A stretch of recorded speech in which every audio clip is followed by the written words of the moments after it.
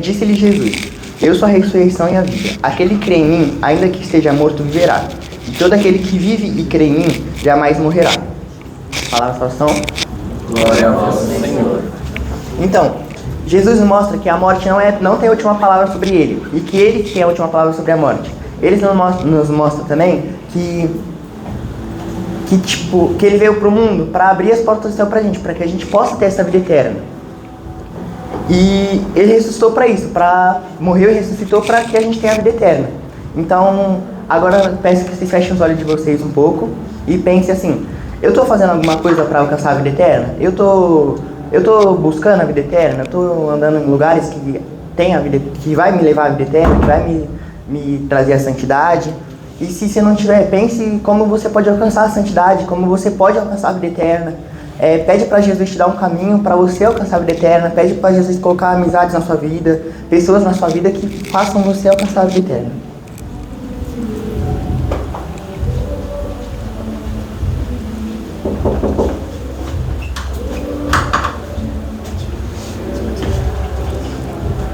Ave Maria, cheia de graça,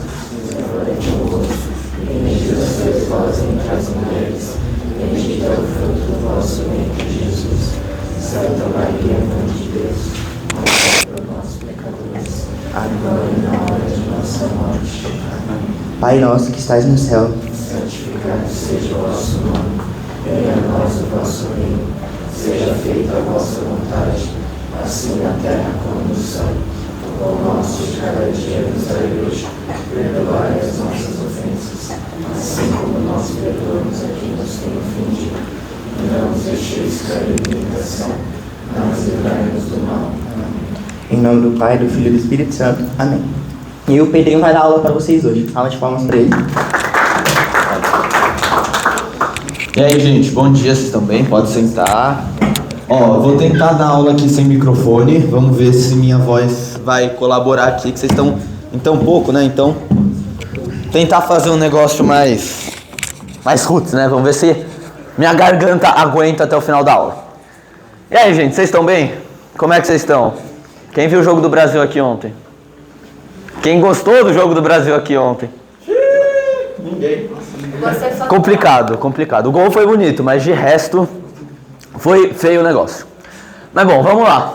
Hoje a aula é sobre a ressurreição da carne e a vida eterna. Por quê? Porque eu tenho uma péssima notícia para dar para vocês. Essa vai ser nossa última aula.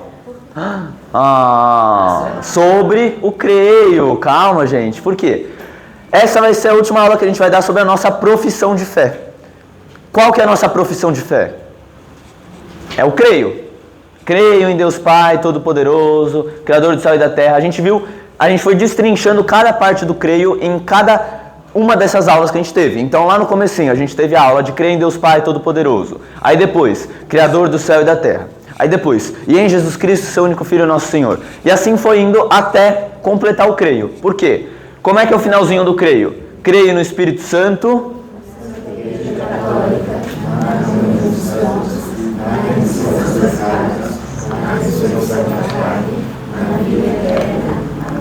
Que é essa última aula que a gente vai ter sobre o creio. Porque depois dessa aula a gente vai passar para outros conteúdos. Será? Tudo está previsto. Então, vamos lá. Qual que é a importância da ressurreição da carne e da vida eterna? Primeira coisa, que Cristo ressuscitou. Amém? Todo mundo aqui acredita que Jesus ressuscitou? Sim. Que bom. Por quê? Por que ele ressuscitou? Qual que foi o motivo dele ter ressuscitado? Ele desceu aqui para a terra, se fez homem, se encarnou. Para quê? Qual que foi o motivo de tudo isso? Para trazer a vida eterna. Para trazer para a gente a vida eterna. Ele veio para cá para nos dar a salvação. Para fazer com que a gente participe da vida eterna junto com ele, junto com os anjos, junto com Deus. Então ele se encarnou, se fez homem e morreu por cada um de nós, para nos redimir dos nossos pecados. Certo? E depois de 3 dias, o que aconteceu com ele? Ele ressuscitou. O túmulo estava vazio e os anjos falaram para Maria Madalena, tudo mais, que ele não estava mais morto, ele estava vivo. Ele já não estava mais dentre aqueles mortos, mas ele estava assim vivo. E esse mistério de Jesus ter ressuscitado é muito importante. Por quê? Porque pela ressurreição de Cristo a gente pode ter a vida eterna. A gente pode ter a nossa ressurreição da carne. Amém? Então, o que é a morte, propriamente dito? Deixa eu voltar aqui para ninguém colar, que nem aconteceu na quinta-feira. O que é a morte na visão da Igreja Católica? Tarde demais, já colaram aqui. A morte é a separação do corpo e da alma. Por quê? Quando Deus criou a gente, desde a nossa concepção, Ele criou a gente com a parte física, ou seja, o nosso corpo, tudo que a gente consegue identificar pelos nossos 5 sentidos, e a parte espiritual, que é aquela que vai se relacionar com Deus, é aquela que vai ter o intelecto e a vontade. Então Deus criou a gente com o corpo e a alma, e desde sempre Ele quis que o corpo e a alma estivessem juntos. Por quê? Porque se Ele tivesse criado a gente só com o espírito, a gente seria anjo. Se Ele tivesse criado a gente só com o corpo, só com a parte física, a gente seria animal. Mas não, Ele queria que a gente tivesse as duas naturezas, a natureza espiritual e a natureza física. Só que a morte separa essas duas substâncias, a física e a espiritual. A física fica aqui na terra, entra em decomposição, e a espiritual vai para a vida eterna. Só que não é isso que Deus pensou para o início. Desde a criação, Deus quis a gente com o quê? Com o corpo e a alma, certo? Repete comigo. Deus criou a gente para a gente ter corpo e espírito. Então a morte não vai ser o fim, porque Deus quer que a gente tenha o corpo e o espírito junto. E quando Cristo ressuscitou, Ele uniu de novo o seu corpo com o seu espírito e voltou à vida. Ele voltou à vida terrestre na sua ressurreição. Só que o corpo não foi mais aquele mesmo corpo que Ele vê... Perdão, deixa eu reestruturar aqui para não falar besteira. O corpo que Jesus ressuscitou foi o mesmo, amém? Ele não ressuscitou em outra pessoa, em outro corpo com características diferentes. O corpo dele foi o mesmo. Só que não foi com as mesmas características de antes. Por quê? Deixa eu só me explicar aqui para não ficar muito confuso. Não foi um corpo fraco que nem o corpo que ele se encarnou. Não foi aquele corpo debilitado da crucificação. Foi o mesmo corpo que ele morreu. Mas foi um corpo glorificado, um corpo glorioso, um corpo cheio de poder. Ele não trocou de corpo, mas aquele corpo Deus deu um up naquele corpo, e aquele corpo se tornou um corpo glorioso. O que é esse corpo glorioso? É um corpo que não vai ser limitado pelas condições que a gente tem. Então, Jesus Cristo, depois de ressuscitado, precisava comer, que nem antes? Não precisava comer, porque ele não estava mais limitado à fome. Ele precisava beber, precisava dormir, que nem antes? Não, porque agora ele tem um corpo glorificado. Um corpo super, hiper, mega, blast power, ultra, que ele não precisava mais ser limitado às condições físicas do lugar.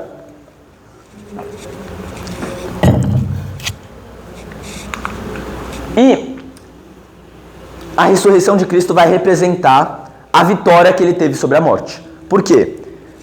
Depois que ele morreu, muitos discípulos ficaram com medo, se esconderam, porque eles achavam que os judeus iam perseguir eles, iam matar eles. Eles ficaram com muito medo. Mas com a ressurreição de Cristo, ele vai mostrar pra gente que a morte não é o fim. Ele venceu a morte. O que aparentemente ele tinha sido derrotado na crucificação, lá na sexta-feira, o que parecia que ele estava derrotado, no domingo ele ressuscitou e venceu sobre a morte. Por quê? Para nos dar a vida eterna também. Pela sua morte, a gente foi salvo dos nossos pecados, mas pela sua ressurreição, a gente consegue ter a vida eterna, a gente consegue chegar à nossa ressurreição. Porque ele abriu o paraíso verdadeiramente na sua ressurreição para a gente entrar nele. E é por esse motivo que a ressurreição de Cristo é um dos mistérios mais importantes da nossa fé. Por quê? Que nem São Paulo vai falar, se Cristo não ressuscitou, vã é a nossa pregação. E também vã é a nossa fé. O que isso quer dizer? Isso quer dizer que, ainda que a gente acreditasse lá no começo em Abraão, em Isaac, em Jacó, ainda que a gente acreditasse no pecado original, ainda que a gente acreditasse que Jesus se encarnou e veio para a terra, se ele não tiver verdadeiramente ressuscitado, nada disso valeria. Porque todo esse mistério da ressurreição da carne, ele vai provar que verdadeiramente aquilo que Jesus falou era verdadeiro. Jesus falou que ia morrer, que ia se entregar para a remissão dos pecados, mas que ia ressuscitar no terceiro dia. Se ele não tivesse ressuscitado no terceiro dia, ele seria um mentiroso. Mas não foi isso que aconteceu. São Paulo vai falar, ele tinha tanta convicção na ressurreição de Cristo, que ele falou que se Jesus não ressuscitou, vã é a nossa fé. Tudo isso que a gente fala é vão. Por isso que a gente tem que ter a certeza de que Jesus verdadeiramente ressuscitou dos mortos. De que Jesus verdadeiramente venceu sobre a morte. Eu vou só pegar rapidinho aqui, vou falar pertinho de você aqui. Vocês já fizeram aquelas pirâmides de carta de baralho? Que vocês colocam 2 em 2, aí em cima mais 2 e mais 2. E aí, se vocês tirarem uma única cartinha que está lá embaixo, tudo desaba, não é verdade? Da mesma forma, esse daqui é um princípio que, se Cristo não ressuscitou dos mortos, é a mesma coisa que a gente tirar essa única cartinha do baralho e tudo vai por água abaixo. Então, a certeza de Paulo para ele falar isso era tão grande, mas tão grande, que ele falava o seguinte: olha, tudo vai por água abaixo se Jesus não ressuscitou. Por quê? Porque os apóstolos viram ele, eles testemunharam com o olho, eles viram Jesus ressuscitado dos mortos. Então, eu não sei se vocês já viram naqueles National Geographic ou History Channel, aqueles documentários que eles vão falar, não, porque descobrimos, tal. E eu sempre fico pensando, nossa, um dia os caras são tão malucos, né, que eles vão falar, né, encontramos a ossada de Jesus. Vamos supor que encontraram, vão fazer um documentário falando, encontramos a ossada de Jesus. Será que isso daí, esse documentário, ele vai ser verdadeiro ou falso? Obviamente vai ser falso. É óbvio. Porque a ossada de Jesus não está enterrada em lugar nenhum. Porque, não, um dia podem encontrar, mas se encontrarem, vã é a nossa pregação, vã é a nossa fé. Então tenho certeza, isso nunca aconteceu e nunca vai acontecer. Mas tem gente que responde, não, mas se encontrarem a ossada de Jesus, minha fé não vai abalar. Não, abalaria, porque tudo que estão falando pra gente é mentira. Mas não é o que vai acontecer, gente. Isso é importante ficar bem claro. Não é uma historinha. A história de Jesus, da ressurreição de Jesus, não é uma historinha da carochinha. Não é uma situação que é uma mentira que estão contando. Mas é a pura verdade. E isso é importantíssimo ficar bem firme na cabeça de cada um de nós. Nunca vão conseguir encontrar a ossada de Jesus, por mais que os arqueólogos perfurem a terra, né, cavem e tudo mais, porque ele foi para o céu, de corpo e de alma. Faz sentido? Beleza. Então a gente viu qual que é a importância da ressurreição de Jesus para a nossa vida. Só que vamos falar um pouco agora da nossa vida. Porque a gente, como cristão, o que é um cristão, que o meu irmão gosta de falar?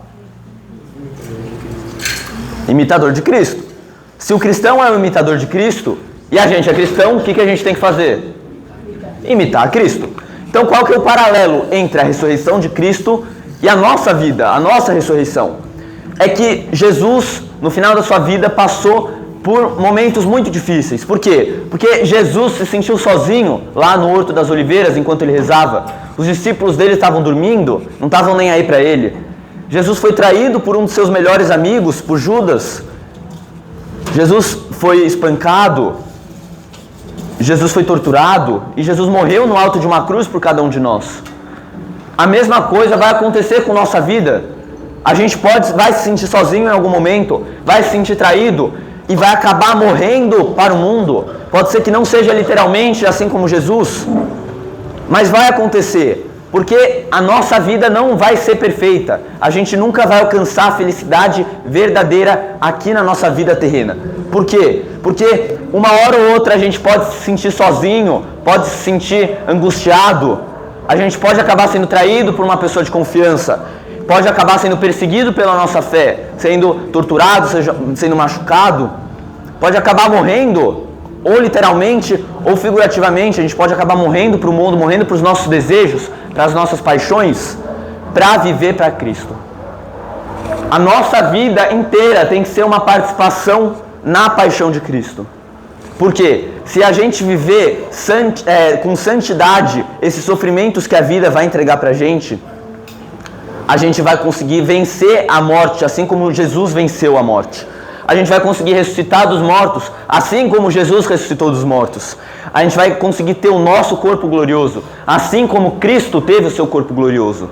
Se a cabeça da igreja, no caso Cristo, sofreu, o corpo da igreja, que no caso somos cada um de nós, também vamos sofrer. É inevitável isso. Se a gente é cristão e tem que imitar Cristo, a gente vai acabar sofrendo uma hora ou outra. Seja pela nossa fé, seja pelos nossos princípios. Mas a gente não deve fraquejar. A nossa fé não deve ser abalada. Por quê? Porque Deus mesmo falou, no mundo tereis aflições, mas coragem, eu venci o mundo.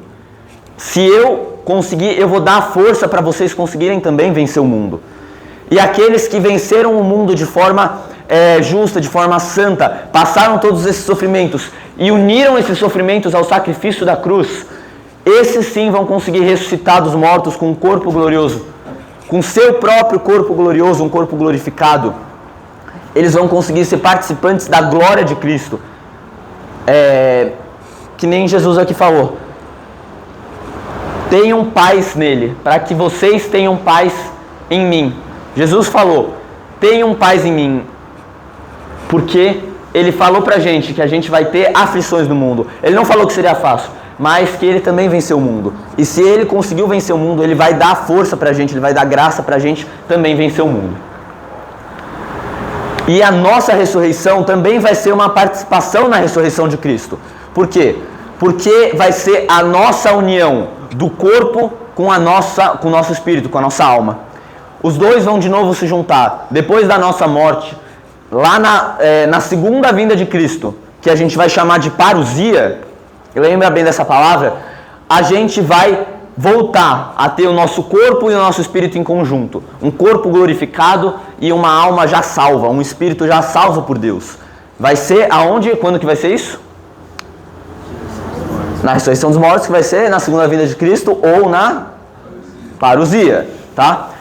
E toda a nossa vida tem que ser uma participação da paixão de Cristo, tem que ser uma participação da morte de Cristo, que nem eu já falei no slide passado, para que se a gente sofrer com Cristo, a gente vai conseguir viver com Cristo no final dos tempos. Porque a morte é só uma passagem, ela não vai ser o fim da nossa vida. É como se você tivesse uma corda de infinito tamanho e a nossa vida aqui terrena fosse só um pedacinho assim dela. A morte vai ser essa passagem e depois de lá vai ser infinito. Muitas vezes a gente fica preocupado em ser feliz nesse pedacinho, ser 100% alegre, 100% realizado, mas muitas vezes a gente fica muito preocupado com esse pedacinho pequeno e esquece desse pedação grande, dessa infinitude da corda que está por vir. A gente não tem que se preparar apenas para esse pedacinho, mas sim para o pedação grande. Essa é a nossa prioridade, é viver nesse infinito de corda. A morte vai ser apenas essa passagem, apenas essa virada de chave da vida terrena para a vida eterna que a gente vai ter. E aí, como fala João 5:29, Jesus vai falar que na ressurreição dos mortos, os que praticaram o bem, ou seja, todos os santos, todos que obedeceram os mandamentos, que amaram a Deus, amaram o próximo, irão para a ressurreição da vida. Irão ressuscitar para a vida eterna. E aqueles que praticaram o mal, ou seja, aqueles que viveram para o pecado, foram escravos dos seus próprios desejos, aqueles que viveram nem aí para Cristo, ressuscitarão para serem condenados. Ou seja, na segunda vinda de Cristo, que Ele prometeu para a gente, todos os homens, todas as mulheres, todo mundo vai ressuscitar dos mortos. Só que aqueles que foram bons aqui na terra, aqueles que foram santos, vão ressuscitar para a vida eterna. Mas aqueles que foram maus, aqueles que já estão condenados, vão ressuscitar para a perdição eterna, tá? Que no caso a gente vai ver mais para frente o que é essa perdição eterna. Só que, deixa eu voltar, católico acredita na reencarnação? Por que não? que reencarnação é você como trazer seu espírito para um novo corpo e Na nova vida. É isso. Por que católicos não acreditam na reencarnação? Para quem não sabe, o que eu acho que todo mundo sabe o que é reencarnação, mas é você ter a crença de que depois da sua morte, você vai voltar à vida em um outro corpo, em uma nova história, sem lembrar da sua vida passada. É você ir renascendo depois da morte num ciclo infinito, até você alcançar a perfeição. Por que a gente não crê na reencarnação? Por que a igreja vai falar que a reencarnação está errada? Porque São Paulo vai falar aqui, está determinado que os homens morram uma só vez. Vamos ler todo mundo aqui para o que São Paulo fala sobre a morte. Como está determinado que os homens morram uma só vez, e logo em seguida vem o juízo. Assim Cristo ofereceu uma só vez para não admitir da multidão, e aparecerá uma segunda vez, não porém em razão do pecado, mas para trazer salvação àqueles que precisam. Jesus morreu uma só vez por nós. Jesus precisou só de uma morte para nos salvar, para salvar a humanidade inteira. Assim a gente também, como Cristo, vai morrer uma só vez. É uma só vez que a gente vai ter a chance de escolher a vida eterna ou a morte eterna. A gente só tem essa vida. Essa vida é a nossa única chance de mostrar para Deus o que a gente vai escolher, o que a gente vai querer para o resto da eternidade. É essa vida só. A gente não acredita na reencarnação, porque a reencarnação, você ficar nascendo e renascendo até alcançar a perfeição, coloca em dúvida a salvação única de Cristo. Por que você vai precisar da salvação de Cristo se você, pelas suas próprias forças, se você, pela sua própria força de vontade, vai conseguir alcançar a perfeição? É isso que isso fala. É isso que a reencarnação vai pregar. Que você não precisa da salvação de Cristo. Você só precisa ser bom por si mesmo. E a gente sabe que a gente é bom por nós mesmos? Não. É tudo pela graça. A gente tem que colaborar para a salvação, mas a maioria vem da graça de Deus. A maioria vem das virtudes que Ele derrama sobre nós. Você achar que você vai ficar renascendo e renascendo e renascendo até alcançar a perfeição, até alcançar um estágio de vida superior, coloca a nossa redenção como pelo nosso próprio esforço. Afirma que a nossa salvação vem do nosso próprio esforço, do nosso próprio empenho em ser melhor. Mas na verdade não. Cristo salvou a gente na cruz. A gente não precisa ficar renascendo e renascendo de novo até chegar na perfeição. O que a gente precisa fazer é aderir. Deus está estendendo a mão para a gente. O que a gente precisa é pegar na mão dele e subir com ele para a vida eterna. Deus já salvou a gente. O que falta é a gente aderir a essa salvação. É a gente se juntar a essa salvação. Por isso que nós católicos não acreditamos na reencarnação. E depois da nossa vida terrena, da nossa única chance de provar para Deus o que a gente quer na nossa eternidade, vem o juízo particular, que é aquele juízo que chega logo após a morte. Depois que você morre, você vai ficar, Deus vai estar face a face com você e Ele vai determinar qual que vai ser um dos possíveis destinos que você vai ter na sua eternidade. E tudo isso, todo esse juízo vai ser uma retribuição daquilo que a gente fez em vida. Se Cristo, é que nem Jesus falou, aqueles que cuidaram, fizeram os meus mandamentos, eu vou falar depois, no juízo final, venham até mim, vocês que ajudaram os pequenos, vocês que fizeram caridade, vocês que obedeceram os meus mandamentos. Mas aqueles que se envergonharam de mim na vida, aqueles que não me obedeceram, aqueles que não amaram a Deus, afastai-vos de mim. Por quê? Porque a nossa eternidade vai ser somente um reflexo daquilo que a gente fez em vida. Somente vai ser uma retribuição daquilo que a gente fez em vida. Se a gente fez o mal em vida, a gente vai colher o mal. Se a gente plantou o bem, a gente vai colher o bem. E quem que é que condena a gente para o inferno? Ou quem que é, se a gente for para o inferno, quem que é que condena a gente para o inferno? Eu ouvi aqui, mas quem... É Deus que condena a gente? Quem que é que condena?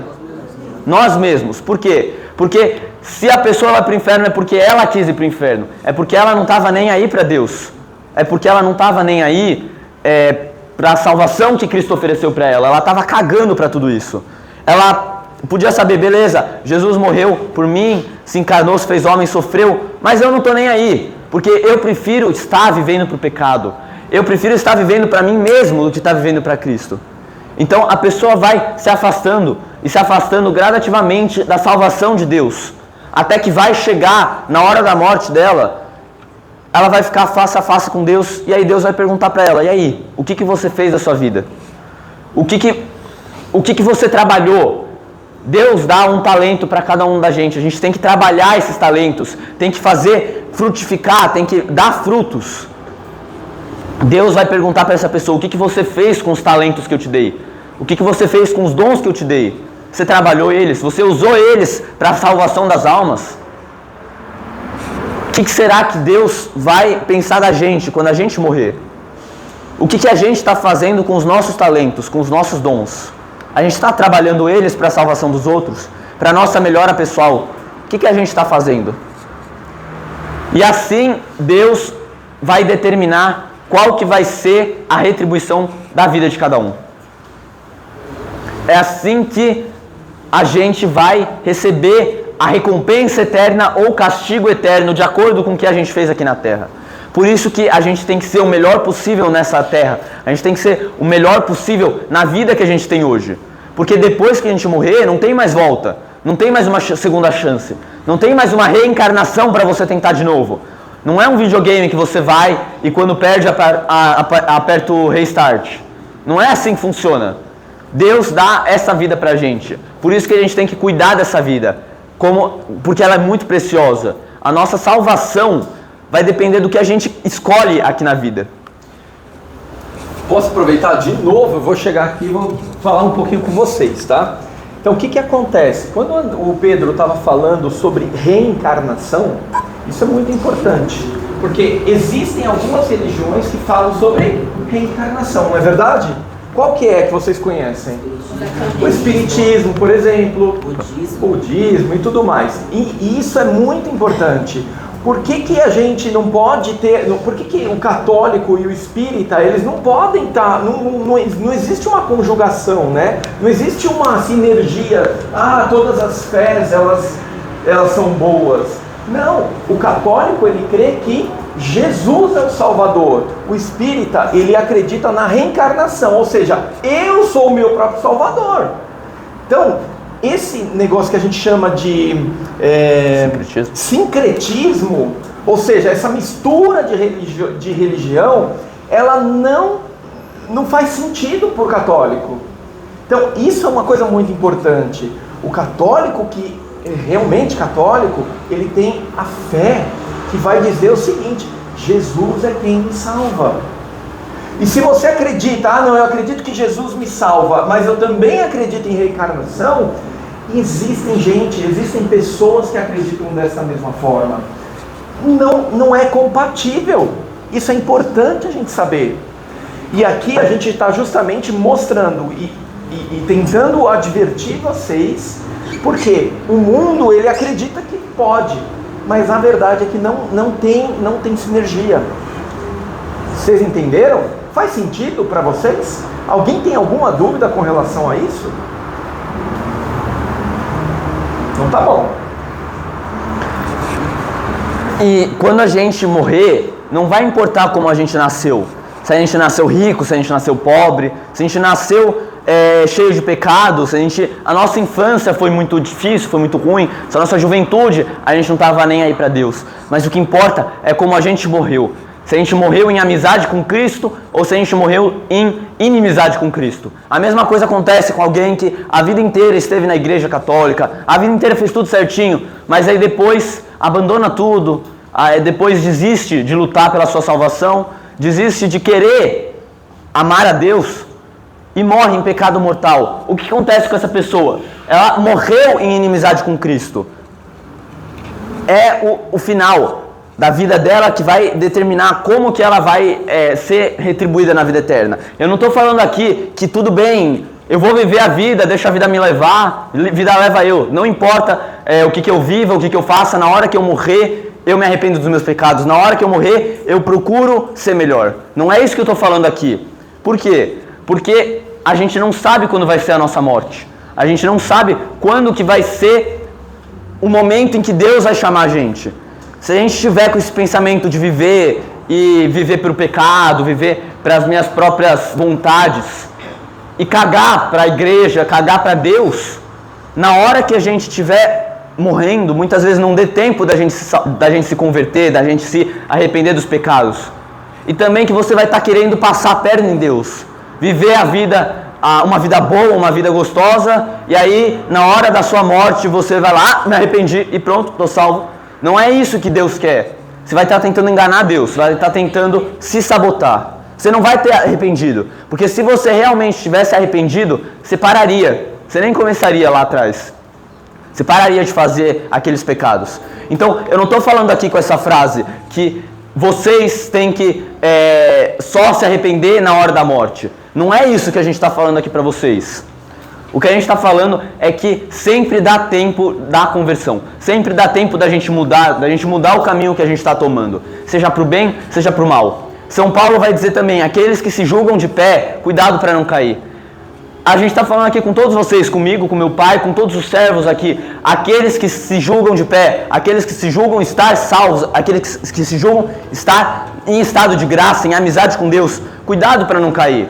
Cuidado para vocês não tropeçarem e caírem no chão e entrarem em pecado. Assim como a gente consegue mudar o rumo da nossa vida para o bem, a gente também consegue mudar para o mal. Isso é muito triste, porque muitas vezes uma pessoa vive de forma boa, de forma justa, a vida inteira, mas ela acaba morrendo fora da igreja. Isso é muito triste, porque ela morre em inimizade com Deus.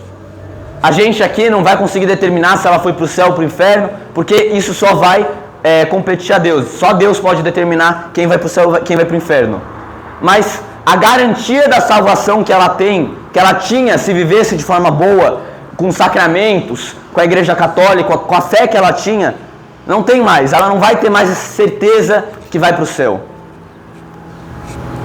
É como se você estivesse num escuro. Talvez você vá para o céu, talvez não. Vai depender tudo da misericórdia de Deus. Mas Deus também é justiça. Ele não vai abandonar a justiça dele pela misericórdia e também não vai abandonar a misericórdia pela justiça. Ele é os dois. Por isso que a igreja vai falar que o único lugar onde tem a certeza da salvação, onde você, se viver tudo que a igreja católica determina, você tem a certeza que vai para o céu. É só na igreja católica. E aqui tem um exemplo do bom ladrão. O bom ladrão é aquele que foi crucificado junto com Cristo, do lado dele. E ele teve os seus momentos de pecado, ele provavelmente não amava Deus na sua vida, não obedecia os seus mandamentos. Tanto que ele foi condenado à crucificação, a pior punição de todas naquela época. Imagina o que ele tinha feito. Não sei se ele matou alguém, se ele fez uma revolta, sei lá o que ele fez, a Bíblia não vai falar sobre isso. Mas o que importa é que ele realmente fez. Ele realmente ofendeu a Deus naquele momento. Ele estava em inimizade com Deus. Só que lá no alto da cruz, do lado de Jesus, enquanto todo mundo estava caçoando Jesus, enquanto todo mundo estava xingando Jesus, ele defendeu a fé. Ele defendeu que Cristo era o Salvador. E teve como que a sua confissão naquele momento da cruz. Ele falou: Senhor, eu sei que eu sou pecador, eu admito isso, eu estou arrependido. Por isso que se o Senhor não quiser me salvar, se eu realmente não tiver salvação, eu entendo, porque eu pequei na vida. Eu só peço uma coisa para o Senhor. Eu só peço que o Senhor pelo menos lembre de mim quando você estiver no paraíso. Que pelo menos o Senhor lembre desse seu pobre servo, desse seu pobre filho que acabou errando na vida, mas que agora está arrependido. E se eu não tiver salvação, tudo bem, mas que pelo menos o Senhor lembre de mim. E o que Jesus fala? Jesus impede a salvação desse bom ladrão? Jesus fala: você está errado mesmo e por isso você vai para o inferno. É isso que Jesus fala? O que Jesus fala? Hoje mesmo você estará comigo no paraíso. Hoje mesmo, porque eu vi que você se arrependeu dos seus pecados. Eu vi que você teve a confissão, a sua confissão, o seu batismo. Foi no momento da cruz. no momento em que o próprio Cristo perdoou os pecados do bom ladrão. E aí Jesus falou: hoje mesmo você vai estar comigo no paraíso. A mesma coisa acontece com a gente, porque a gente muitas vezes pode ter uma vida de pecado, uma vida falha, e vai acontecer. A gente vai acabar pecando uma hora ou outra, mas a gente vai ter que se arrepender uma hora. E vai se arrepender, vai falar para Jesus: Jesus, eu sei que eu sou pecador, eu sei que eu sou fraco, eu sei que eu te ofendi, mas eu quero viver a vida eterna, eu quero estar em amizade contigo, Jesus. E Jesus, se você realmente estiver arrependido dos seus pecados, vai falar por meio da confissão: filho, seus pecados estão perdoados, você vai estar comigo no paraíso, você está em amizade comigo. É isso que Jesus fala com essa passagem. Muitas vezes nós somos esse bom ladrão, nós somos essas pessoas que viveram em pecado, mas que na hora da morte se arrepende. E Jesus vai acolher cada um de nós no nosso arrependimento antes da morte. Por isso que não vai importar como que a gente nasceu. O bom ladrão pode ter nascido de uma forma com pecado, ele teve a sua infância, a sua juventude, seu momento de adulto com o pecado, mas na hora da morte ele se arrependeu dos seus pecados. Esse é um dos maiores exemplos de conversão que a gente tem. Outro exemplo é de São Paulo. São Paulo perseguia os cristãos, ele matava os cristãos, todos os católicos, ele perseguia para matar, ele realmente odiava a Deus, a Jesus Cristo. Só que enquanto ele estava numa viagem, ele caiu e teve uma visão de Jesus, e Jesus falou: Saulo, Saulo, que era o nome dele antes, por que você está me perseguindo? Por que você está indo contra os meus filhos, contra a minha igreja? E naquele momento Paulo se converteu ao catolicismo, e desde então ele viveu a vida dele com muito fervor, com uma santidade muito grande, e ele conseguiu hoje virar um santo. Ele conseguiu, hoje em dia a gente considera ele como um santo da Igreja Católica. Ou seja, a gente sabe que ele realmente está no céu. Isso mostra que não importa como que estava sendo a nossa vida até aqui, a gente sempre consegue mudar de rumo, a gente sempre consegue melhorar depois disso. Então esse daqui é o juízo particular, aquele juízo que vai acontecer logo depois da morte. E a gente tem mais um tipo de juízo, que é o juízo final, que vai ser na segunda vinda de Cristo. Quando Jesus voltar para a terra, a gente não sabe quando, não sabe onde, mas quando ele voltar na sua segunda vinda, qual que é o nome da segunda vinda mesmo? Parousia. Quando ele voltar na sua parousia, aí sim vai ser o triunfo definitivo do bem sobre o mal. Aí sim, Deus vai vencer sobre o pecado definitivamente. Não vai mais existir nada de ruim aqui na terra, porque Cristo vai vencer todo o mal.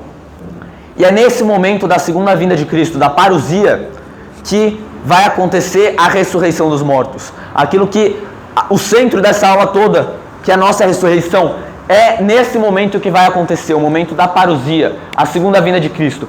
Quando Cristo voltar para a terra, todos nós vamos ressuscitar. Os justos ressuscitarão para a vida e os injustos ressuscitarão para a morte. E é nesse momento também que Cristo vai separar o joio do trigo. O que quer dizer essa separação do joio do trigo? Jesus vai falar em uma das suas parábolas que o reino dos céus é que nem um grande proprietário de muitas terras e começou a plantar trigo para fazer farinha, pão, pizza, não interessa, mas ele começou a plantar um monte de trigo. Só que veio um semeador invejoso, um semeador mau, e começou a plantar joio. O que é o joio? É uma planta muito parecida com o trigo. Se você bater o olho num joio aqui, num trigo aqui, você não vai saber a diferença, porque elas são muito, muito parecidas. Mas qual que é a diferença? A diferença é que o trigo dá frutos, dá sementes para ser transformado em farinha, e o joio não. O joio só está lá para ocupar espaço, não tem utilidade nenhuma.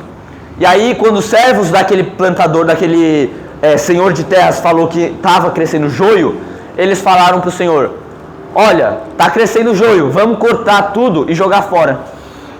E o que o senhor fala? Ele fala que não, porque se vocês cortarem o joio agora, vocês podem acabar cortando o trigo também. Vocês podem acabar matando os frutos bons, a boa plantação. Então espera para na hora da colheita, quando a gente arrancar tudo, a gente separar o joio do trigo. É lá que vai acontecer essa separação. A mesma coisa acontece com a nossa vida. O trigo são os justos, aqueles que viveram em comunhão com Deus, aqueles que vivem em harmonia com Deus e que produzem os frutos, que fazem aqueles talentos frutificarem. E o joio são todos aqueles que não fazem os talentos frutificarem. São todos aqueles que estão em inimizade com Cristo. Esses são o joio. E assim como Deus não vai separar o joio do trigo agora, no tempo presente, assim como Ele não vai separar os justos dos injustos na vida terrena, Ele vai deixar para separar o joio do trigo no juízo final. Ele vai deixar para separar os justos dos injustos na parousia, na sua segunda vinda. Na sua segunda vinda, e Ele vai vencer definitivamente sobre o mal. E lá toda a verdade dos homens será revelada. Tudo que a gente fez na nossa vida, seja escondido, seja para todos verem, lá Deus vai revelar tudo isso. Porque Deus sabe de todas as coisas ainda hoje, mas lá Ele vai revelar definitivamente todas as nossas ações, todos os nossos pensamentos, até o que a gente tem de mais secreto. Por isso que tudo que a gente tem em vida deve ser feito para o bem, para que na hora do juízo final Deus revele essas coisas e veja quantas coisas boas que a gente fez aqui na terra. E lá também Deus dará qualidades às suas sentenças. Todos aqueles que foram para o céu receberão uma qualidade de sentença maior ou menor. Por exemplo, uma pessoa que foi muito, muito, muito santa na terra vai receber uma recompensa extra no céu.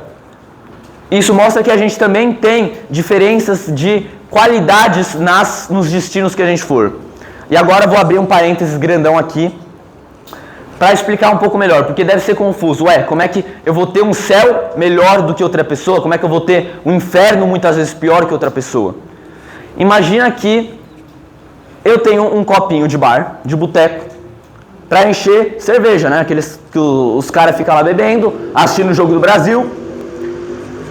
A gente é esse copinho de boteco. E a nossa felicidade no céu vai ser a água que Deus vai botar nesse copinho. E Deus vai encher de água, vai encher de água, vai encher de água, até que a gente vai ficar totalmente cheio e até transbordando. A gente vai ficar transbordando de felicidade, a gente vai estar inteiramente feliz, a gente vai estar infinitamente feliz no céu. Só que imagina que Santa Teresinha, uma pessoa muito mais santa do que eu, uma pessoa que amou muito mais a Deus do que eu, ela não vai ser apenas esse copinho, ela vai ser um galão gigantesco de água, de 20 litros. E Deus vai encher da mesma forma que me encheu de alegria, vai encher Santa Teresinha de felicidade. E vai encher, e vai encher, e vai encher, e vai encher, até que o galão também vai estar totalmente cheio e também vai estar transbordando. Vocês percebem que os dois estão totalmente cheios? Assim como eu, o pequeno copinho, estou infinitamente feliz, Santa Teresinha também está infinitamente feliz na presença de Deus. Mas ela também tem muito mais água do que eu. Ela vai estar numa qualidade de céu muito maior do que eu. Não quer dizer que eu vou estar pouco feliz, não quer dizer que eu vou ter inveja da felicidade dela, não vai acontecer isso. Todos nós vamos estar inteiramente felizes, infinitamente felizes no céu. Mas vocês concordam comigo que não é justo uma pessoa que passa lá no céu, passa com 6, raspando para não cair na média? É injusto ele ter a mesma qualidade de sentença do que Nossa Senhora, que é a mais santa de todas as criaturas? É justo eu e Nossa Senhora ter a mesmo grau de qualidade de céu? Não é justo. Apesar de nós dois estarmos perfeitamente, infinitamente felizes lá, ela vai ter uma graça muito maior, ela vai ter uma glória muito maior do que eu. E não vai querer dizer que eu vou ter inveja da glória de Nossa Senhora, dos santos, dos anjos, mas eu também vou estar 100% feliz. Vocês entendem isso? Não é que um vai estar menos feliz que o outro. E a mesma coisa pode acontecer no inferno. Uma pessoa que fez mal na terra, que foi injusto, que não amou a Deus e vai para o inferno, pode receber uma sentença muito menos pior, se é que dá para dizer isso do inferno, do que uma pessoa que fez muito, muito mais mal na terra. Talvez seja um pouco difícil de entender isso, mas pense no exemplo do copo. Os dois vão estar inteiramente cheios. No caso do inferno, os dois vão estar inteiramente cheios de angústia, de amargor, de tristeza. Só que um pode ter muito mais água do que o outro. Dá para entender mais ou menos essa analogia do copo? Deus vai dar qualidades às sentenças dele. Então ele não vai mudar quem vai para o céu e quem vai para o inferno. Todo mundo que foi para o céu, quando Jesus Cristo voltar pela segunda vinda, vai continuar no céu. E as pessoas que estavam no inferno vão continuar no inferno. Alguma dúvida sobre juízo particular ou juízo final?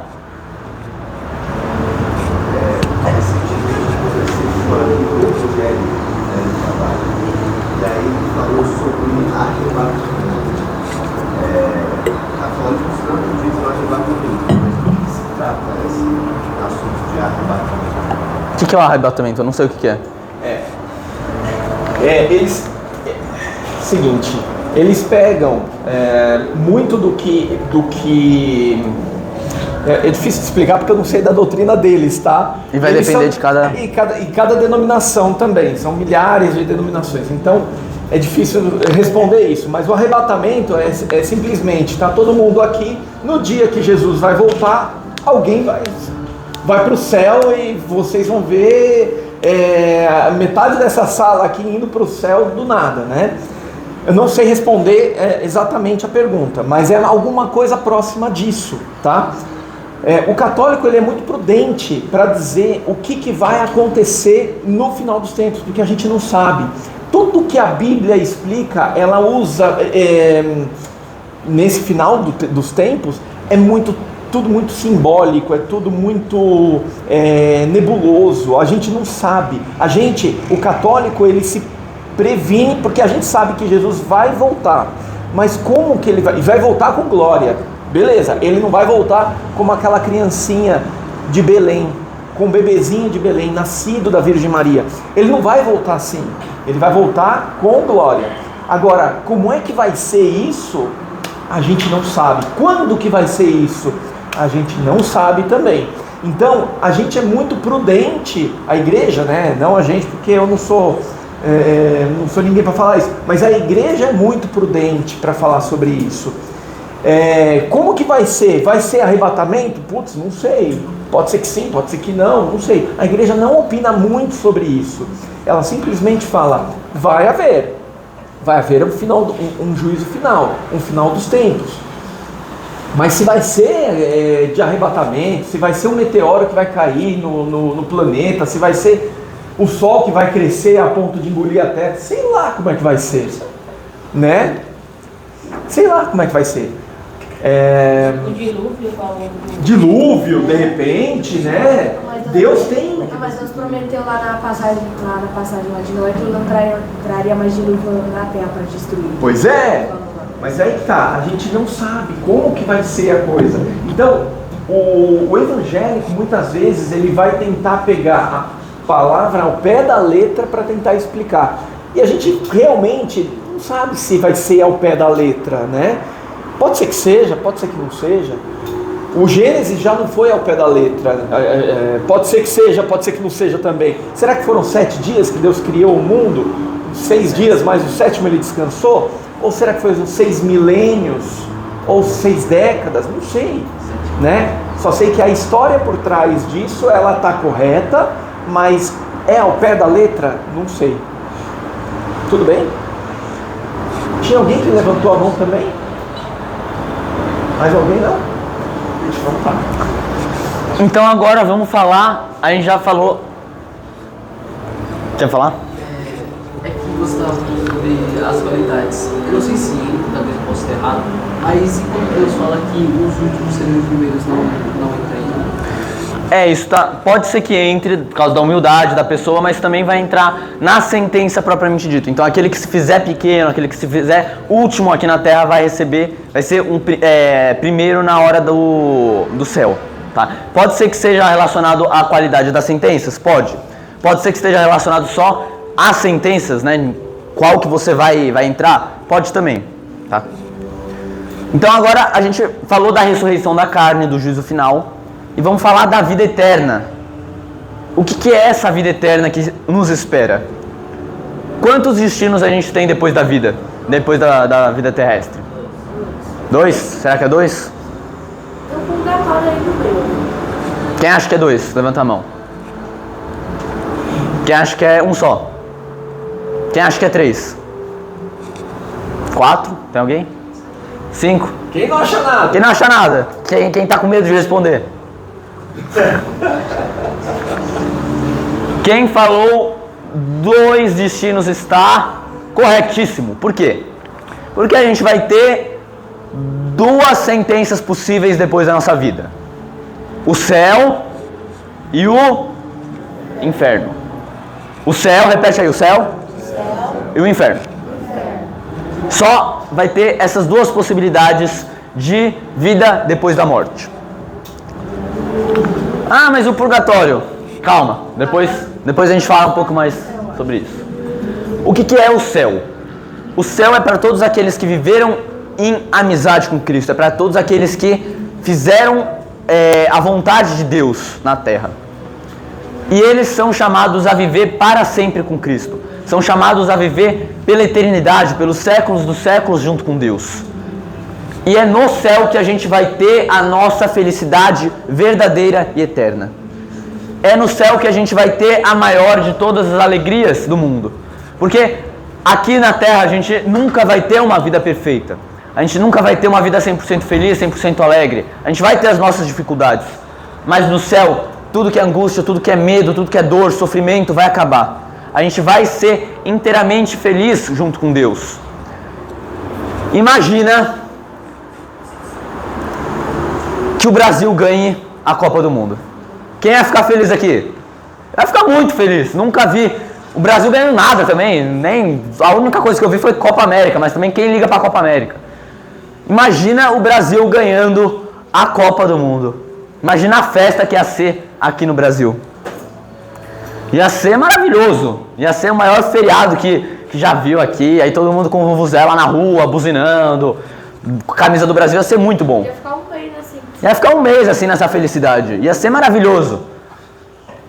Mas essa alegria se compara à alegria do céu? Não se compara. Imagina que eu tô num parque de diversões, aí eu tô na montanha russa, sei que, radical, tô com a mão pra cima, e aí acaba a montanha russa, eu tô muito feliz. Essa felicidade vai ser comparada com a felicidade do céu?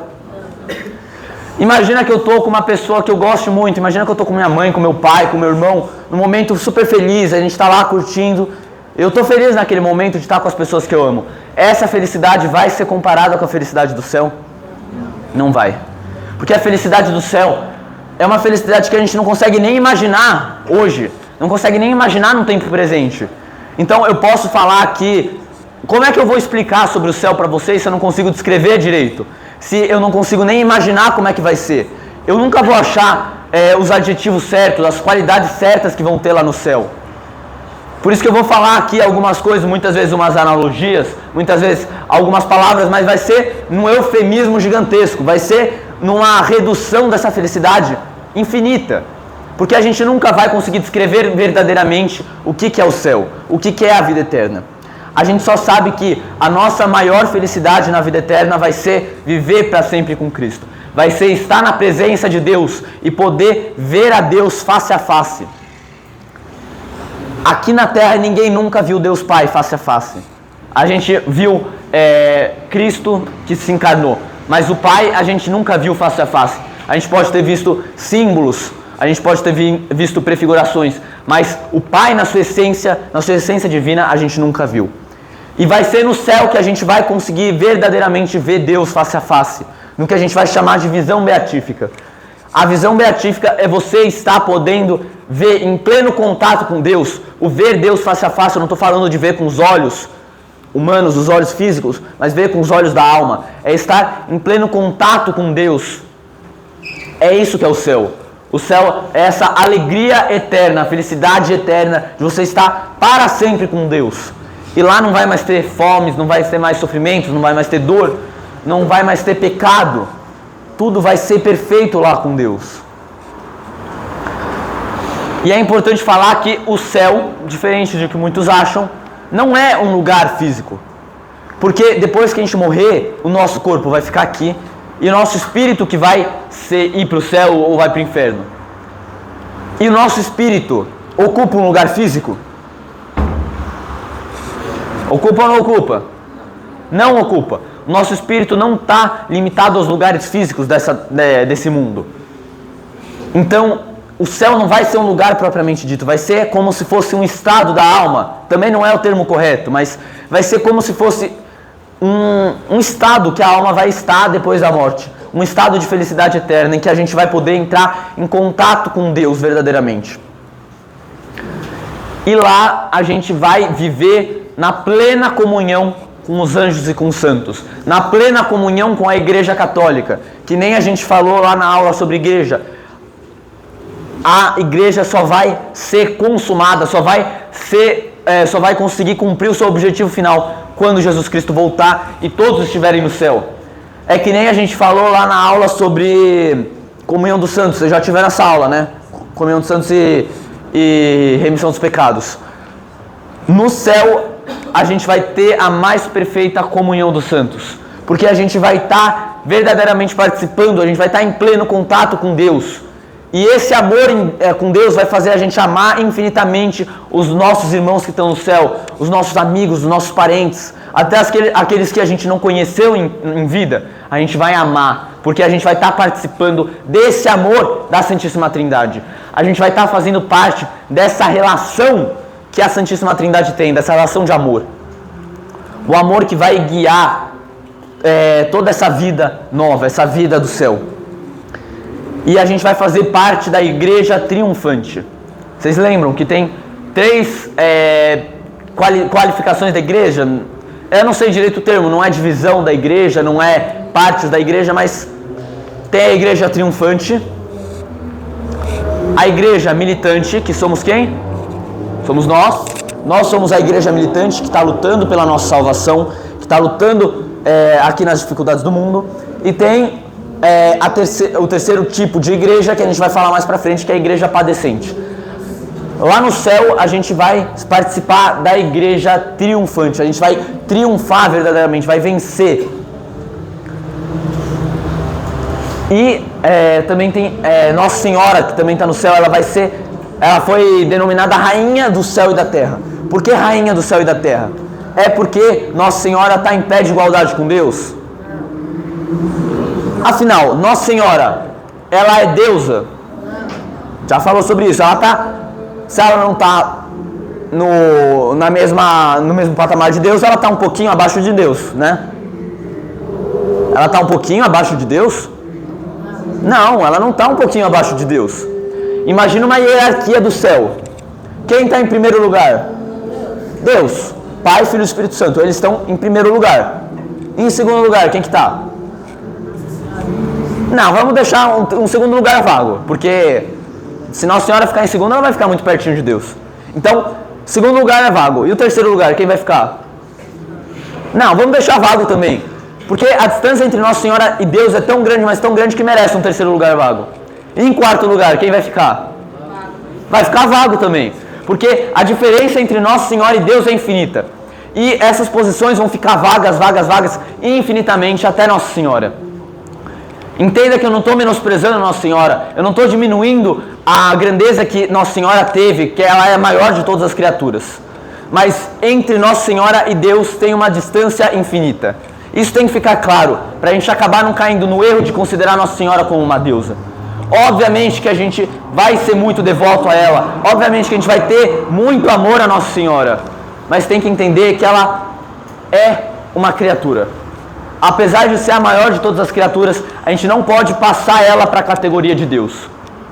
A gente tem que saber definir o que é Deus e o que é criatura. Nossa Senhora é a mais perfeita de todas as criaturas, mas ela ainda não é Deus. Mas mesmo assim, ela vai ser considerada a rainha do céu e da terra. Ela vai ser aquela mulher que vai comandar o exército celeste, o exército dos anjos. Por quê? Porque ela foi tão santa, mas tão santa aqui na terra, que Deus quis que ela tivesse a maior glória possível para uma criatura lá no céu. Ela é a mulher, ela é a pessoa, a criatura que mais tem essa felicidade. Se a gente é um copinho de bar, Nossa Senhora é como se fosse o oceano inteiro, que está cheio de água, que está transbordando de água. Ela está com muita felicidade lá no céu, muita glória lá no céu. E por isso que foi delegado a ela ser a rainha do céu e da terra. Não porque ela é igual a Deus, não porque ela é melhor que Deus, mas porque Deus ama tanto ela, e ela ama tanto a Deus, que Ele resolveu dar essa função para ela, de ser a rainha do céu e da terra. E lá em Filipenses, São Paulo fala, nós porém somos cidadãos do céu. Ou seja, a gente tem que viver para o céu, não é para gente que a gente precisa viver. A gente não é para se preocupar de novo com aquele pedacinho de corda pequenininho, mas a gente é cidadão do céu. Então a gente tem que se preocupar com toda a infinidade de corda que tem pela frente. É lá que esperamos ansiosamente o Senhor, o Salvador Jesus Cristo, que transformará o nosso mísero corpo, tornando-o semelhante ao seu corpo glorioso. Aqui já está falando da nossa ressurreição. Depois que Jesus Cristo voltar, depois que a gente ressuscitar, a gente vai fazer parte da ressurreição de Cristo com o nosso corpo glorioso, em virtude do poder que tem em sujeitar a si toda a criatura. Então, Deus vai conceder a sua ressurreição a todos nós no céu, porque a gente vai ter essa felicidade eterna lá. E qual que vai ser a próxima coisa que eu vou falar aqui? Se a gente já falou de céu, não, a gente vai falar do purgatório, que na verdade deveria estar aqui no slide como um céu parte 2, um céu to be continued. Por quê? Porque... Oi? Calma. Porque o céu, o purgatório, não vai ser um terceiro destino. O purgatório não vai ser outra possibilidade de sentença que a gente vai ter. O purgatório é o céu. O purgatório, quem está no purgatório já está salvo.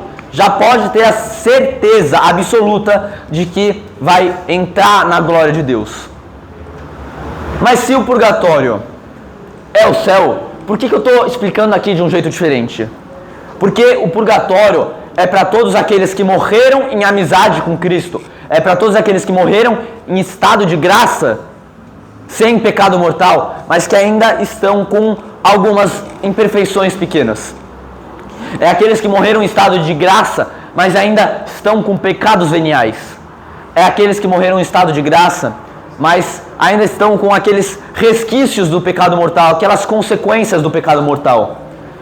Porque para entrar no céu, para entrar em contato com Deus, a gente tem que estar perfeito, a gente tem que estar limpo de toda mancha.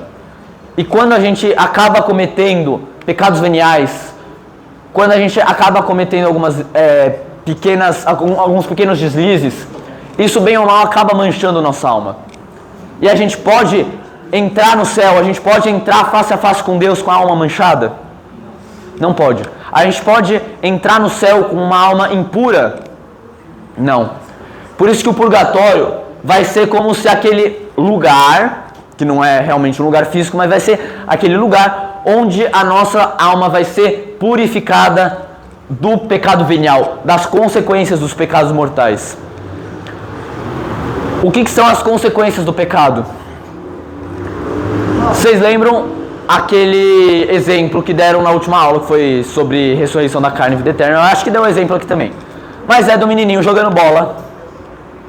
E aí, vocês lembram desse exemplo do menino jogando bola? Não? Então eu vou contar de novo aqui pra vocês. Tinha um menininho que estava jogando bola dentro de casa.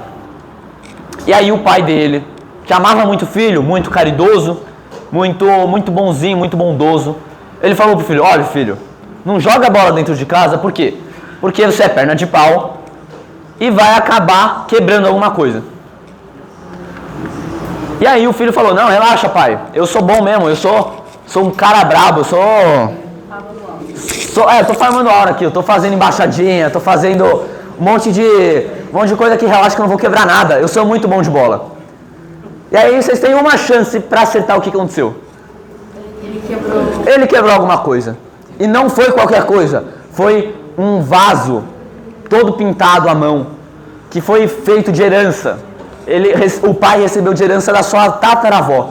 É um vaso muito precioso, financeiramente e afetivamente. O pai dava muito valor para aquele vaso. E aí o filho vai lá, jogando bola, é perna de pau, é horrível, e chuta e quebra o vaso. O nome desse filho era Paquetá. Não, tô brincando.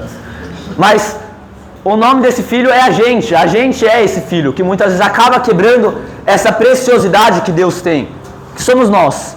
A nossa alma é preciosa para cada um para Deus. E às vezes a gente acaba quebrando ela com o pecado. Mas aquele filho, mesmo assim, ele vai ver a besteira que ele fez, se arrepende de ter desobedecido o pai e vai lá falar com o pai, fala: olha pai, eu te desobedeci, eu peço perdão, eu pisei na bola, literalmente, e acabei quebrando aquele vaso tão precioso que você tem. E aí o pai vai perdoar o filho, sim ou não?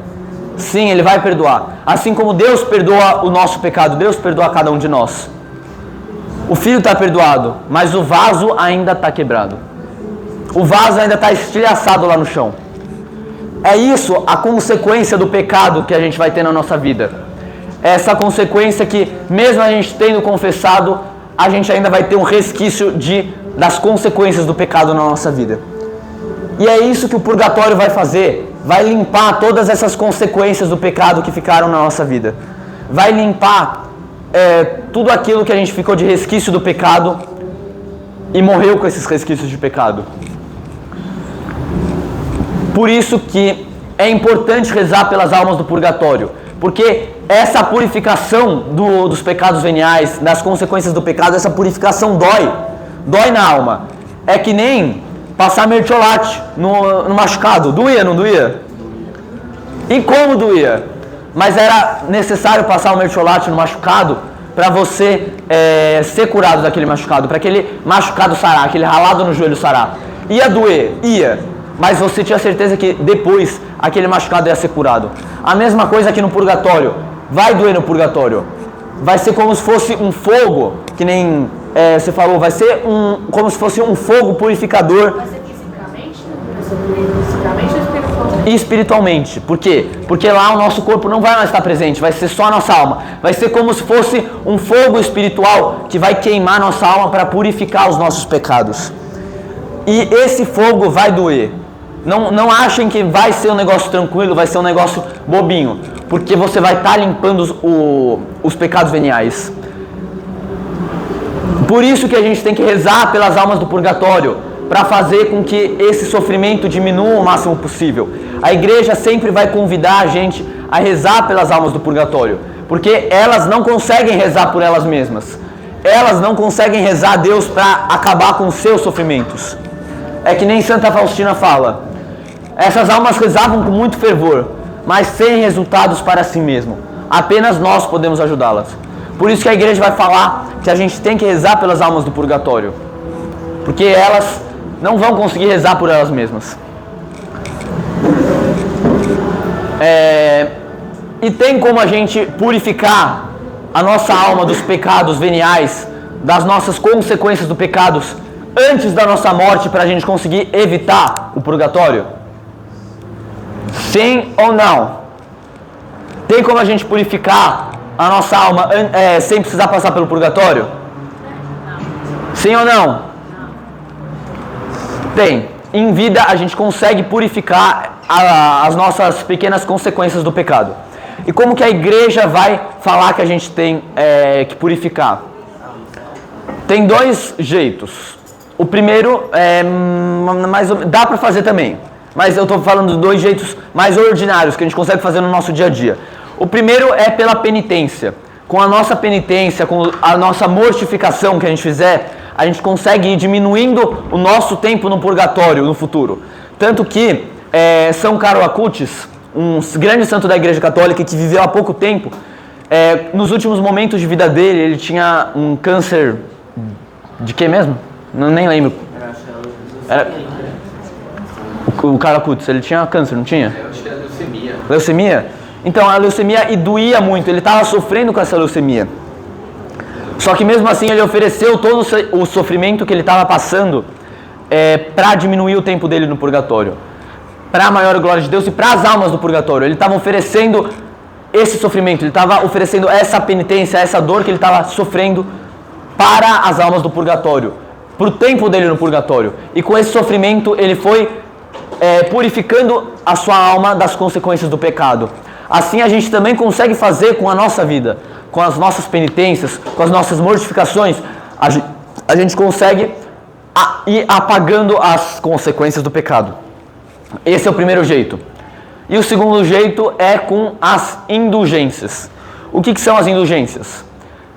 É essa purificação da consequência do pecado. E como é que a gente consegue essa indulgência? Vai ter, em alguns dias específicos, algumas condições que a gente precisa cumprir para ganhar essas indulgências.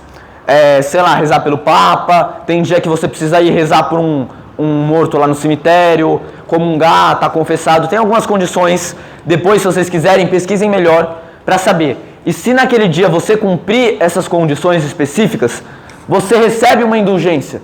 E essa indulgência vai purificar você das consequências do pecado. Seja totalmente ou parcialmente, vai depender da indulgência. Mas essa indulgência é muito boa, porque se você receber uma indulgência, você não precisa passar pelo purgatório. Porque a sua alma já vai estar purificada de todas as penas temporais do pecado.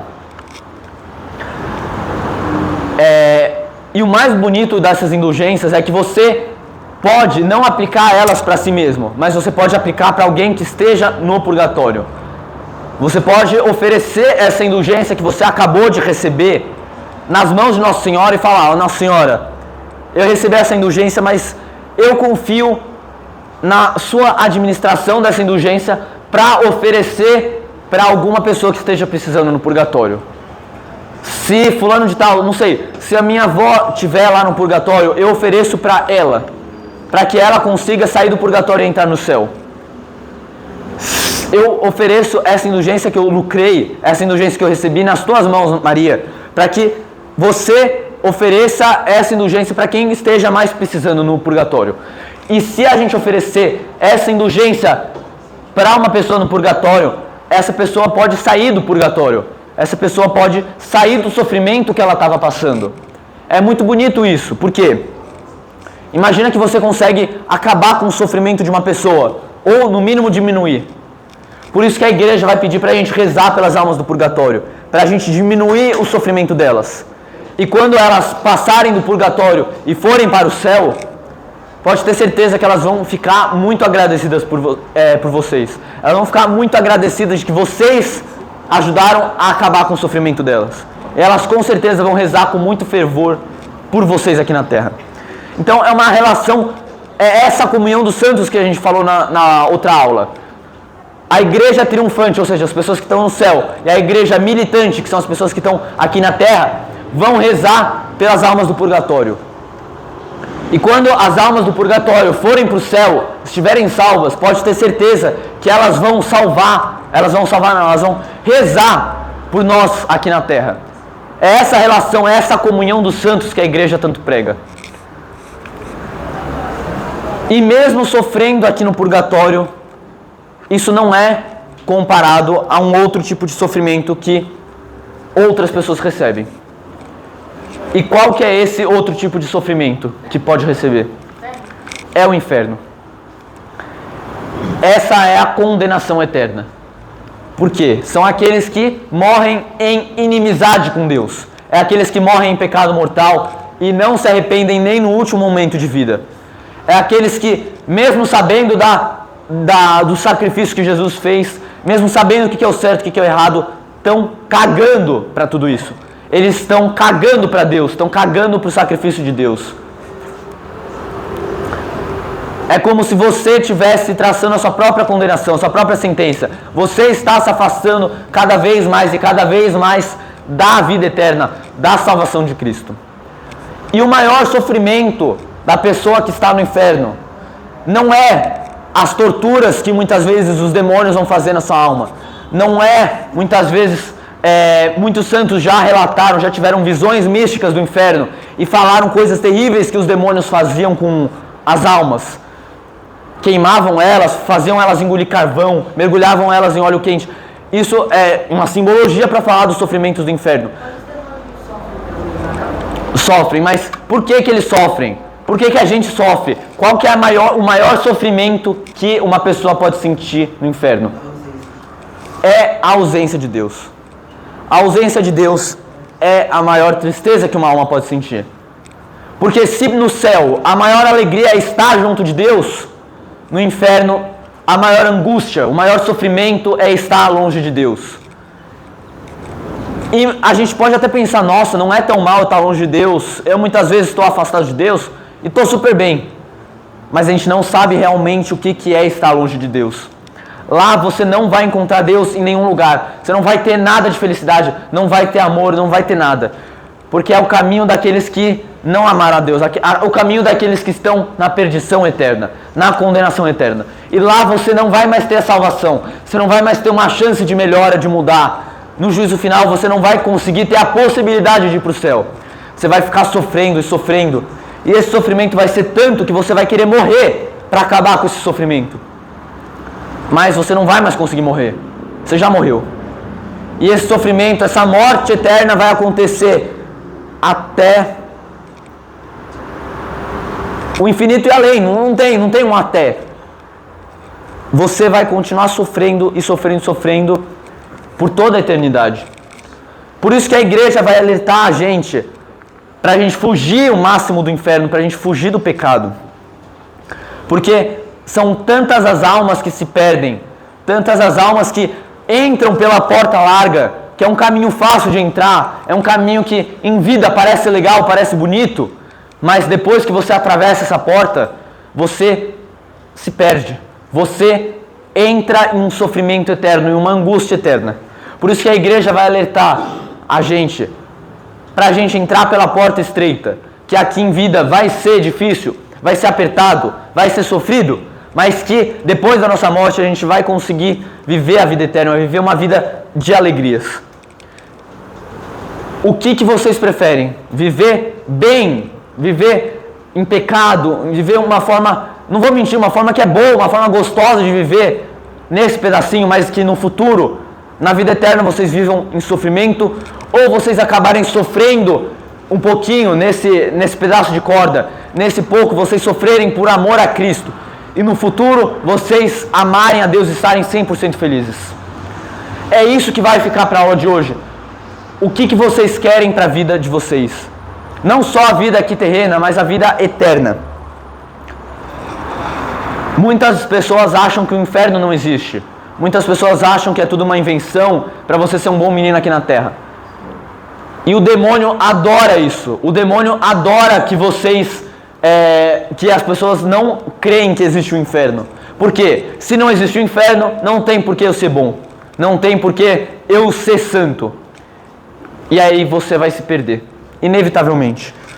O demônio adora isso. Ele adora com que pessoas vão para o inferno e se percam, se afastem da misericórdia de Deus. Por isso que a gente está falando aqui, cuidado para não caírem no inferno. Aqueles que estão de pé, cuidado para não caírem. Porque se vocês caírem, vocês estão com a chance de vir para cá.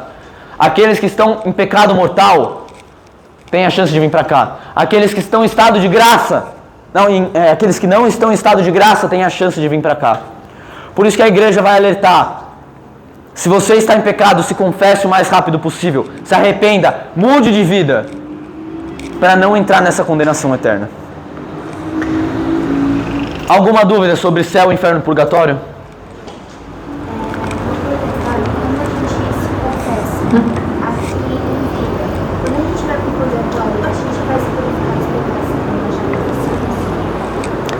Dos pecados mortais que a gente não confessou?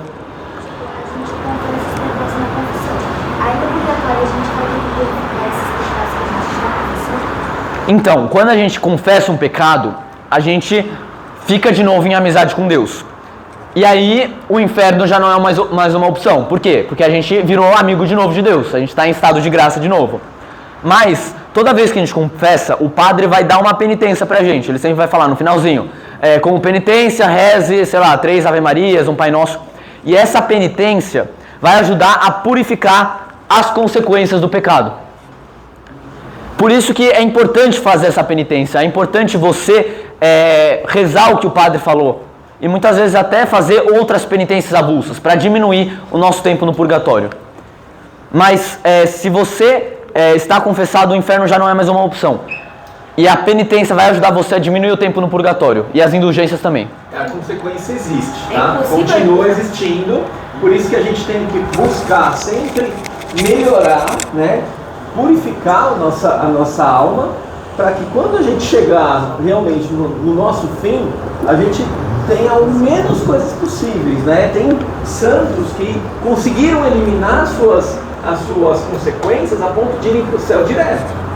Esse é o desejo de Deus para cada um de nós, que a gente vá para o céu direto, tá? Agora, se a gente está ainda precisando purificar alguma coisa desses pecados, a consequência desse pecado que ainda fica, é bom que a gente já vá trabalhando desde sempre, tá bom?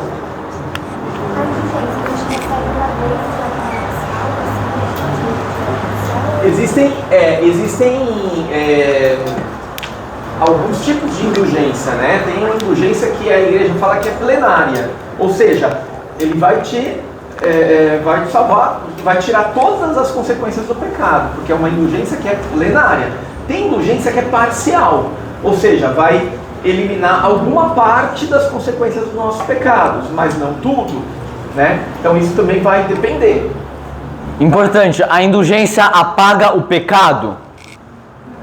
Não, a indulgência não vai apagar o pecado, vai apagar a consequência que o pecado traz. Então, primeiro, para a indulgência funcionar, você tem que confessar. Isso, primeiro confesse e depois receba a indulgência. Porque se você receber a indulgência e pecado mortal, não vai adiantar nada. Amém? Mais alguma dúvida? Então agora, só para passar para o último tópico da aula, os novos céus e a nova terra, que vai acontecer depois da segunda vinda de Cristo. É lá que Deus vai transformar todo esse universo visível, todo esse universo corrupto pelo pecado, todo esse universo que Ele criou de um jeito perfeito, mas que o homem acabou estragando. Na segunda vinda, na ressurreição dos mortos, aqueles que estão salvos, aqueles que ressuscitaram para a vida, vão triunfar junto com Deus em novos céus e novas terras. E é lá que Deus vai habitar entre nós, é lá que a gente vai ter uma comunhão, uma união tão íntima com Deus, que Deus vai como que habitar entre os homens. E a natureza humana vai alcançar a sua perfeição. É lá que a gente vai alcançar o nosso ápice. Por quê? Até antes da segunda vinda, até antes do juízo final, o nosso corpo estava aqui na terra. O nosso corpo está aqui, sendo corrompido pelos micro-organismos e tudo mais. Ele está entrando em decomposição. E a gente só está com espírito lá no céu, na presença de Deus. Mas como eu já falei no começo da aula, Deus criou o homem com dois aspectos. Quais são eles? A carne, o físico, e o espiritual. Ele criou a gente para ter o espírito e o corpo juntos. Por isso que quando a gente está no céu, a gente está numa felicidade inteira, uma felicidade infinita. Mas é como se o nosso espírito ainda tivesse faltando alguma coisa. O que é essa coisa que está faltando? É o nosso corpo. Deus fez a gente com corpo e espírito. Por isso que na ressurreição dos mortos, a gente vai habitar fisicamente em novos céus e novas terras. A gente vai ocupar um lugar físico de novo com o nosso corpo glorioso. Em um mundo perfeito, um mundo que a gente vai chamar de Jerusalém Celeste. E aqui, só para terminar a aula, ler uma passagem de Apocalipse, que vai falar sobre esses novos céus e novas terras. Aqui ele vai falar bastante com símbolos, então eu vou tentar lendo um pouquinho e parando para explicar. Vi então um novo céu e uma nova terra, pois o primeiro céu e a primeira terra se foram, e o mar já não existe. Vi também descer do céu junto de Deus a cidade santa, uma Jerusalém nova, pronta como uma esposa que se enfeitou para o seu marido. Qual que é essa Jerusalém celeste? Qual que é essa cidade nova? É a igreja católica que entrou, que foi consumada na glória de Deus, que foi consumada nessa segunda vinda de Cristo. Ela vai ser como que a esposa se arrumando para o esposo. E quem que é esse esposo? Jesus. Jesus é esse esposo da igreja. E lá os dois vão se unir novamente. Os dois vão se unir no banquete nupcial do Cordeiro, no banquete de casamento do Cordeiro de Deus. Nisto ouvi uma voz forte que do trono dizia: Eis a tenda de Deus com os homens. Ele habitará com eles. Eles serão o seu povo e Deus com eles será o seu Deus. É essa relação que Deus quer ter com a gente nos novos céus e na nova terra, nessa Jerusalém celeste. É isso que Deus quer ter com a gente. Ele quer habitar conosco, estar muito perto de nós. A gente nunca vai conseguir falar como que vai ser certinho, que nem meu pai falou. A igreja é muito prudente com como que vai ser literalmente essas coisas. A gente não sabe como é que vai ser certinho os céus e a terra novos. A gente só sabe que eles vão acontecer. E que lá a gente vai estar em uma perfeição. A gente vai estar numa felicidade infinita. E esse deve ser o nosso objetivo. É a gente alcançar esse novo céu e a nova terra. É a gente alcançar essa vida e habitar com Deus. Esse deve ser o nosso objetivo. Que a gente consiga depois dessa aula ter uma força a mais de buscar a santidade, ter um objetivo a mais de buscar ser melhor, ser santo, buscar com mais intensidade o céu, para a gente viver com muito amor na eternidade de Deus.